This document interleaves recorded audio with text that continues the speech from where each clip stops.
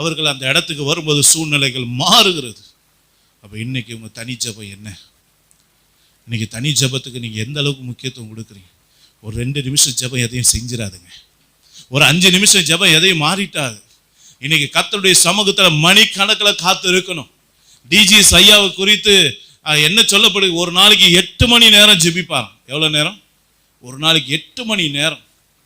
அவருடைய மூட்டை கழண்டு வந்துருச்சுன்னு சொன்னாங்க டாக்டர்ஸ். அந்த அளவுக்கு ஜெபம். ஒருத்தன் ஜெபிக்கிறானா இல்லையான்னு ஊழியக்காரங்க எப்படி கண்டுபிடிப்பாங்க சொல்லுங்க? முட்டியில் காப்பு காய்ச்சிருக்கும். முட்டியில் காப்பு காய்ச்சிருக்கும். இன்னைக்கு உங்கள் முட்டி எப்படி இருக்கு? கொஞ்சம் குனிஞ்சு உங்கள் முட்டிகளை நீங்கள் பாருங்க. ஜெபம் இருந்தால் முட்டி காய்ச்சிருக்கும். முட்டி காயலைன்னா இன்னும் நம்ம ஜெபத்தில் ஃபஸ்ட்டு ஸ்டெப்பே தாண்டலைன்னு அர்த்தம். அல்லேலூயா. அப்போ தனி ஜெபத்தினுடைய மகிமையை பாருங்க. இன்னைக்கு பிள்ளைங்க நம்ம கூடவே இருப்பாங்க. நம்ம பெற்ற பிள்ளைங்க தான்.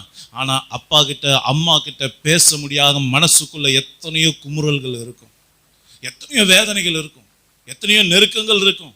ஆனால் இந்த தனி ஜெபம் உங்களுக்குள்ளே இருந்தால் பிள்ளைகள் படுற கஷ்டத்தை பார்த்து உணர்ந்து அவங்களுக்கு தேவையான ஆலோசனைகளை, தேவையான வழிநடத்தலை கொடுக்க முடியும். இன்னைக்கு ஏன் குடும்பங்கள் உடைக்கப்படுகிறது, ஏன் குடும்பம் சிதைக்கப்படுகிறது? என் அன்பு தேவ பிள்ளைகளை, தனி ஜெபம் உங்ககிட்ட இல்லாததுனால தான் இன்னைக்கு சத்துரு அழகா காயை நகர்த்தி கொண்டு குடும்பத்தை உடைச்சி ஒன்றுலாம ஆக்கிட்டு போயிடறான்.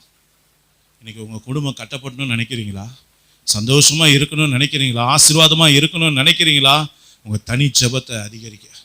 உங்க தனி ஜெபம் எவ்வளவுக்கு எவ்வளவு உயருதோ, எவ்வளவு நேரம் நீங்க அங்க தரித்திருக்கிறீங்களோ அவ்வளவு கர்த்தர் உங்களை வல்லமையாக எடுத்து பயன்படுத்துவார். இது சத்தியமான வேத வசனம். அல்லேலூயா.